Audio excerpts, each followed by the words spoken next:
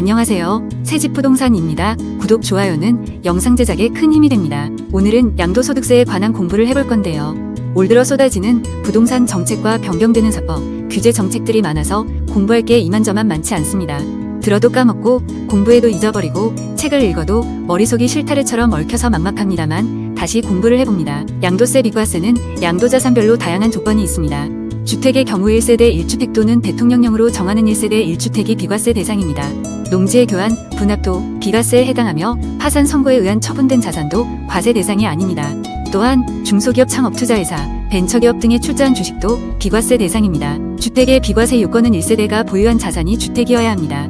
주택 양도 시 현재 국내에 1주택을 보유하고 있어야 하며 보유기간이 2년 이상이어야 합니다.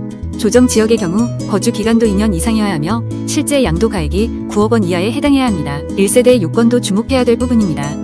성인으로 독립된 생계를 유지할 수 있는 경우 30세 이상 또는 30세 미만이더라도 동거 가족이 있거나 독립하여 별도로 생활하고 일정한 소득이 있는 경우에는 별도의 1세대로 볼 수 있습니다. 1세대 1주택 비과세 중 대체 취득을 위한 일시적 2주택 비과세 특례는 새로 취득한 주택 매입일로부터 3년 이내에 기존 주택을 양도한 경우에는 1주택만 소유한 것으로 보아 비과세가 적용됩니다.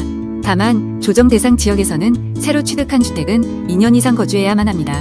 처분 유예 기간도 2018년 9월 14일 이후 취득 시 2년으로 축소됩니다. 2021년 1월 1일 이후 양도시 1세대 1주택 비과세 요건 중 보유 기간 2년을 적용할 때 주택의 취득일부터가 아니라 1주택이 된 시점부터 적용하게 됩니다. 1주택이 된 시점부터 2년이 지나야 비과세를 적용받는 점이 달라집니다. 고가주택은 실거래 가액이 9억 원을 초과하는 주택으로 1세대 1주택이라도 9억 원을 초과하는 부분은 세금을 납부해야 합니다. 종전의 고가주택 장기보유 특별공제는 최대 80%를 적용해왔지만 2020년 이후 양도부터는 2년 이상 거주 요건을 충족할 경우에만 장기보유 특별공제를 적용받을 수 있습니다.